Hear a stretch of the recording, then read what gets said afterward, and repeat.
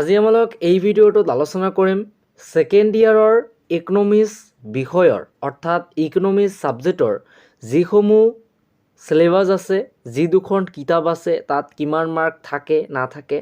গতিকে আজিৰ এই ভিডিঅ'টো হ'ব সম্পূৰ্ণ ছেকেণ্ড ইয়াৰৰ।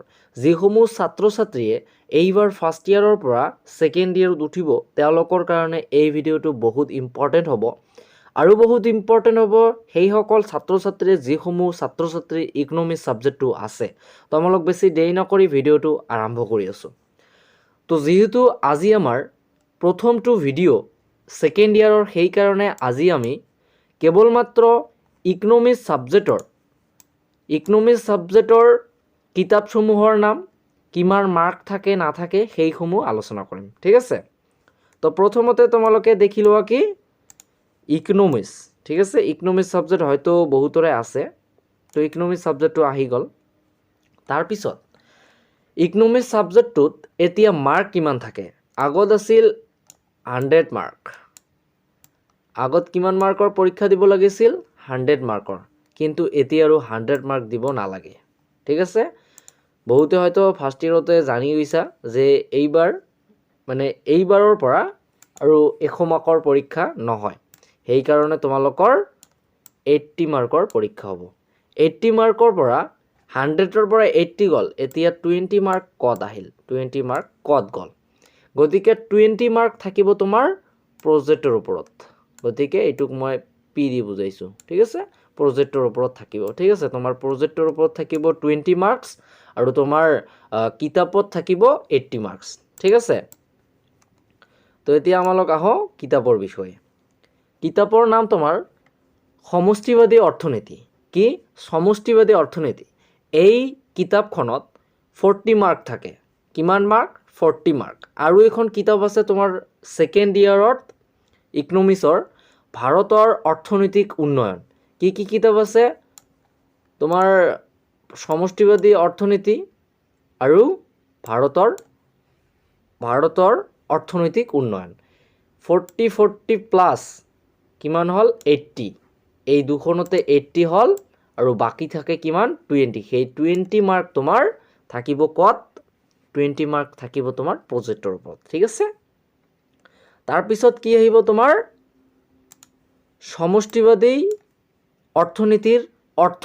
এই সমষ্টিবাদী যে আছে, কোনোবা এটা কথা বা যিকোনোই হওক, তোমালোকে যদি জানা, সৰ্বপ্ৰথম সেইটো তোমালোকক কোনোবা নহয় তোমাৰ নিজেই প্ৰশ্ন উঠিব, সেইটো মানেনো কি? গতিকে এতিয়া মোক প্ৰশ্ন কৰা যে ছাৰ সমষ্টিবাদী আমালোক কৈ আছোঁ, সমষ্টিবাদী মানে কি? সমষ্টিবাদী মানে কি হ'ব? সংগঠক বা সংগঠন বা এটা গোট বা সকলোবোৰ। ঠিক আছে। আমাৰ ফাৰ্ষ্ট ইয়াৰত আছিল কি? সমষ্টিবাদী না আছিল? ব্যষ্টিবাদী আছিল। ব্যষ্টিবাদী মানে ক্ষুদ্ৰ। ঠিক আছে। আৰু সমষ্টিবাদী মানে কি হ'ব লাগিছে? তোমাৰ ডাঙৰ বা বৃহৎ অৰ্থনীতি বা বহল অৰ্থনীতি এনেকৈয়ে তোমালোকে ক'ব পাৰা। ঠিক আছে। এইটো হ'ব লাগিছে ক্ষুদ্ৰ অৰ্থনীতি। সেইটো তোমাৰ ফাৰ্ষ্ট ইয়াৰৰ কথা ইয়াত নকমো, কাৰণ ফাৰ্ষ্ট ইয়াৰৰ কথা আৰু ইয়াত নালাগে। ইয়াত কেৱল মাত্ৰ ছেকেণ্ড ইয়াৰৰ কথাসমূহে লাগিব। ঠিক আছে। তো তোমালোকে বুজিছা যে সমষ্টিবাদী শব্দৰ অৰ্থ কি? সংগঠন বা এটা গোট। ঠিক আছে। ধৰি লোৱা কোনোবা এখন স্কুলৰ এজন ছাত্ৰক লৈ আলোচনা চলি আছে। সেই আলোচনা চলা মৰ্মটো, সেইটো পৰিস্থিতি ক'ব কি? ব্যষ্টিবাদী অৰ্থনীতি। কাৰণ ফাৰ্ষ্ট ইয়াৰ ক্ষুদ্ৰ কৈছোঁ মই, ক্ষুদ্ৰ মানে সৰু। যিহেতু যেতিয়া সেই বিদ্যালয়খনৰ, সেই স্কুলখনৰ সমূহ ছাত্ৰ ছাত্ৰীক লৈ আলোচনা কৰা হ'ব, তেতিয়া তাত সেই শব্দৰ অৰ্থটোৱে হ'ব সমষ্টিবাদী অৰ্থনীতি। ঠিক আছে, সমষ্টিবাদী। ঠিক আছে, তোমালোকে বুজি পাইছা? আৰু নাপালে মোক ক'বা, মই আৰু ভালকৈ বুজাবলৈ ট্ৰাই কৰিম। ঠিক আছে। মানে সকলোবোৰ একেলগে গোট খাই যিটো আলোচনা কৰা হয়, সেইটোকে সমষ্টিবাদী অৰ্থনীতি বোলে।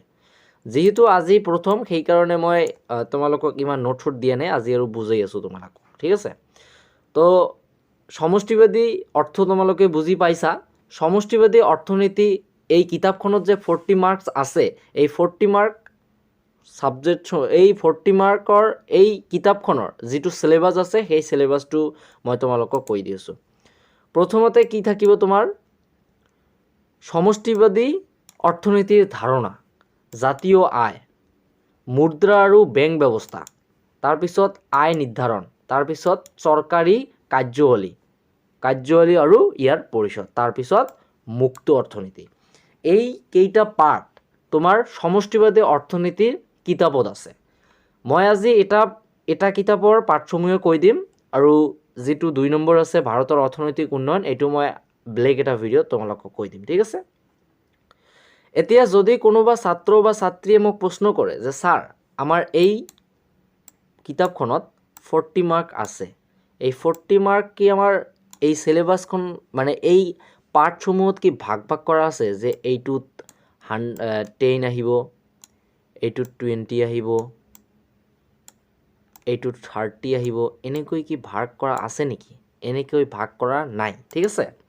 যদি কোনোবাই ভাবে যে মই সিলেবাস হিচাপতে পঢ়িম, এইকেইটা মাৰ্ক থাকিব, এনেকৈ মই পঢ়িম, গতিকে যদি সেই চিন্তাধাৰা লৈছা তেন্তে একেবাৰে ভুল কৰি আছা, কাৰণ তেনেকুৱা নহয়। যদিও তোমাৰ সিলেবাসত হয়তো আছে যে ইয়াত 1 মাৰ্ক আহিব, ইয়াত 2 মাৰ্ক আহিব, ইয়াত 3 মাৰ্ক আহিব, এনেকৈ আছে, যদিও আছে কিন্তু নাহে, কাৰণ এক্সামিনাৰে যিটো চিন্তা কৰে যে ছাত্ৰ ছাত্ৰীসমূহে পঢ়ি কিবা লিখিব পাৰিবনে, মই আমালোক সেই হিচাপে প্ৰশ্নটো কাটিম, ঠিক আছে, তেনেকৈ ভাবে আৰু। তো এই ইয়াত যিকেইটা পাৰ্ট আছে সেইকেইটা মিলি তোমালোকৰ 40 মাৰ্ক আহিব। ইয়াত কোনটো পাৰ্টৰ পৰা কিমান নম্বৰৰ প্ৰশ্ন কাটে আমালোক নাজানো কিন্তু, ঠিক আছে, সেইকাৰণে তোমালোকে ভালকৈ পঢ়িবা। তাৰপিছত এতিয়া হওঁ, আজি যিহেতু প্ৰথম সেইকাৰণে মই সমষ্টিবাদী অৰ্থনীতিৰ ধাৰণা এই পাৰ্টৰ বিষয়ে অলপ কেইটা কৈ দিওঁ, নোট আজি নিদিম, কাৰণ আজি প্ৰথম। যদি আমালোক সমষ্টিবাদী কওঁ, সমষ্টিবাদী শব্দৰ অৰ্থ তোমালোকে আগতে গম পাইছা যে সংগঠক বা সকলোবোৰ, যিটো তোমালোকে ভাবা আৰু মই তোমালোকক ভালকৈ বুজি দিছোঁ, তোমালোকে বুজা। সমষ্টিবাদী অৰ্থনীতিৰ ধাৰণা, সমষ্টিবাদী অৰ্থনীতিৰ অৰ্থটো গ'ল। এতিয়া আমাৰ আহিব কি সমষ্টিবাদী, এই সমষ্টিবাদী ৱাৰ্ডটো ক'ৰ পৰা আহিল, আমালোককতো জানিব লাগিব ন যে এই সমষ্টিবাদী ৱাৰ্ডটো ক'ৰ পৰা আহিল। এতিয়া কোনোবা যদি এখন পাৰ্টি থাকে, সেই পাৰ্টিখন ক'ৰ পৰা আহিল, কিয় আহিল, কেনেকৈ আহিল, আমালোক কিন্তু প্ৰশ্ন কৰোঁ। তাৰ আগতে এটা প্ৰশ্ন কৰিব লাগিব তোমাৰ, সমষ্টিবাদী অৰ্থনীতি কি, সমষ্টিবাদী অৰ্থনীতি কাক বোলে, সমষ্টিবাদী অৰ্থনীতি কাক বোলে, হা, এনেকৈ কৰিব লাগিব তোমালোকৰ প্ৰশ্ন নকৰিলে কিন্তু একো শিকিব নোৱাৰিবা, ঠিক আছে। প্ৰশ্ন কৰিব শিকা, সেইকাৰণে মই তোমালোকক ক'ম প্ৰশ্ন কৰিবলৈ শিকা। যদি প্ৰশ্ন আহে তোমাৰ সমষ্টিবাদী অৰ্থনীতি কি, তেনেহ'লে তোমালোকে এনসাৰ দিবা কি যে সমষ্টিবাদী অৰ্থনীতি হ'ল অৰ্থনৈতিকৰ এটা দিশ, যি দিশত যদি তোমালোকে কোনো উদাহৰণ দি লিখিব চেষ্টা কৰা তেনেকুৱা হ'ব, যি দিশত কোনো এটা সংগঠক বা সংগঠনক লৈ আলোচনা কৰা হয়, সেই দিশটোকে সেই অৰ্থনীতিৰ সেই দিশটোকে সমষ্টিবাদী অৰ্থনীতি বোলে। আকৌ এবাৰ মই কৈ দি আছোঁ, সমষ্টিবাদী অৰ্থনীতি হ'ল অৰ্থনৈতিকৰ এটা দিশ, যি দিশত কোনো এটা সংগঠক বা সংগঠনক লৈ আলোচনা কৰা হয় বা বিস্তাৰিত আলোচনা কৰা হয়, সেই অৰ্থনৈতিকৰ দিশটোকে সমষ্টিবাদী অৰ্থনীতি বুলি কোৱা হয় বা বোলে। তোমালোকে যিটো তোমালোকৰ মনত আহে সেইটো লিখি দিবা, ঠিক আছে, বুজি পালা? এতিয়া মই তোমালোকক কৈ দি আছোঁ কি যে সমষ্টিবাদী অৰ্থনীতি ক'ৰ পৰা আহিল, ঠিক আছে, ক'ৰ পৰা আহিল এওঁলোকে, এই সমষ্টিবাদী ৱাৰ্ডটো ক'ৰ পৰা আহিল। তো তাৰ কাৰণে তোমালোকক অলপমান এই চনটোলৈ মন কৰিব লাগিব, ঠিক আছে, এই চনটো তোমালোকৰ মনত ৰাখিব লাগিব। চনটো কিমান আছিল? 1929 চন, 1929 চন। এই 1929 চন তোমালোকে মনত ৰাখিবা, এইটোৰ পৰা প্ৰশ্ন আহিব পাৰে তোমালোকৰ শৰ্ট প্ৰশ্ন, ঠিক আছে। কি হৈছিল উত্তৰ আমেৰিকাত 1929 চনত এটা সময়ত অলপমান মন্দা চলিছিল, মন্দা মানে তোমালোকে বুজি পাইছা? মন্দা মানে বুজি পাইছানে নাই? মন্দা মানে চাগে তোমালোকে বুজি পোৱা নাই, মই তোমালোকক কৈ দি আছোঁ। ধৰি লোৱা কোনো এখন বজাৰত, ধানৰ বজাৰেদি মই কৈ দি আছোঁ, ধানৰ বজাৰৰ ক্ষেত্ৰত যিদিনাখন ধানৰ দাম অলপমান কমিব, সেই অৱস্থাটোক তোমালোকে কি ক'বা? যে ক'বা আজি ধানৰ বজাৰৰ অৱস্থা ডেম বা মন্দা। ঠিক আছে? সেই ডেম ৱৰ্ডটোৱে হৈছে তোমাৰ মন্দা অৱস্থা। ঠিক আছে? ডেম ৱৰ্ডটোৱে হৈছে মন্দা। তো ইমান বহলাই নকওঁ, কাৰণ তোমালোকৰো মনত থাকিব লাগিব। মন্দা অৱস্থা আহিছে উত্তৰ আমেৰিকাত। তো উত্তৰ আমেৰিকাত যেতিয়া মন্দা অৱস্থা আহিছে, তোমালোকে এতিয়া ভাবা, তুমি ঘৰত 4জনমান কৰ্মচাৰী ৰাখা। 4জনমান যে কৰ্মচাৰী ৰাখা, সেই কৰ্মচাৰীক কিন্তু দৰমহা দিব লাগিব, কাৰণ তেওঁ কাম কৰে তোমাৰ ইয়াত। যদি তোমাৰ ইনকাম নোহোৱা হয়, তোমালোকে কি কৰিবা? তোমাৰ নিজে চলিবা নে তাক চলাবা? তাক বাদ দি দিবা, কাৰণ তোমাৰ ইনকাম নাই। তো সেইটো উত্তৰ আমেৰিকা কৰিছিল, তেওঁলোকক একেবাৰে বাদ দি দিছিল। ঠিক আছে? তেওঁলোকক বাদ দি দিছিল। সেইকাৰণে বাদ দিছিল তেওঁলোকক, কাৰণ তেওঁলোকৰ মন্দা অৱস্থা, সেইটো বাদ দিছিল চাগে।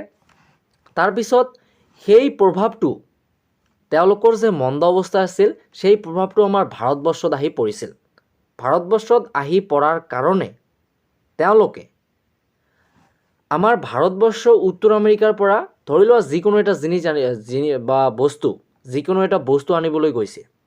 ধৰা তেলে আনিব গৈছে, কাৰণ আমাৰ আন্তৰ্জাতিক যিহেতু আমাৰ ভাৰতবৰ্ষত তেল নাই, ক'ৰবাৰ পৰা আনিব লাগে। এতিয়া ধৰি লোৱা উত্তৰ আমেৰিকাৰ পৰাই আনিব। তো উত্তৰ আমেৰিকাৰ পৰা যেতিয়া আনিব, তেওঁলোকৰ অৱস্থা ইতিমধ্যে ডেম, মন্দা অৱস্থা। তো তেওঁলোকে ডিমাণ্ড বেছি যাব। 100 টকাৰ বস্তুটো যেতিয়া আমাৰ 100 টকাৰ বস্তু থাকিব, তেওঁলোকে কি যাব? 200 টকা যাব, কাৰণ তেওঁলোকৰ অৱস্থা ডেম আছে, তেওঁলোকৰ চলিবতো লাগিব। সেইকাৰণে তেওঁলোকে 200 টকা ল'ব। 200 টকা লোৱাৰ ফলত আমাৰ ভাৰতবৰ্ষতো প্ৰভাৱ পৰিছিল। সেইকাৰণে যেতিয়া ভাৰতবৰ্ষত প্ৰভাৱ পৰিছিল, ভাৰতবৰ্ষৰ অৰ্থনৈতিক যিবোৰ ব্যক্তি আছিল, তেওঁলোকৰ বিবেচনাত এইটো বস্তু আহিছিল যে যিহেতু উত্তৰ আমেৰিকাত বস্তুটো ঘটিছে, সেইকাৰণে আমাৰ ভাৰতবৰ্ষতো প্ৰভাৱ পৰিছে। তেওঁলোকে বিবেচনা কৰি ক'লে যে কেৱল মাত্ৰ আমাৰ ভাৰতবৰ্ষৰ অৰ্থনৈতিকৰ ওপৰত মন দিলে নহ'ব, সমূহ দেশৰ অৰ্থনৈতিকৰ ওপৰত চকু দিব লাগিব। সেইকাৰণে সমষ্টিবাদী ৱৰ্ডটো আহি গৈছে। ঠিক আছে? অলপমান আগতে ক'লোঁ নে? সংগঠন, সেইকাৰণে সমষ্টিবাদী ৱৰ্ডটো আহি গৈছে। এতিয়া তোমালোকে সজাই লিখিবা এনেকৈ যে 1929 চনত উত্তৰ আমেৰিকাত মন্দা অৱস্থা আছিল, যাৰ ফলত আমাৰ ভাৰতবৰ্ষত প্ৰভাৱ বিস্তাৰ কৰিছিল। সেই প্ৰভাৱৰ ফলত আমাৰ ভাৰতবৰ্ষৰ অৰ্থনৈতিক ব্যক্তিসকলে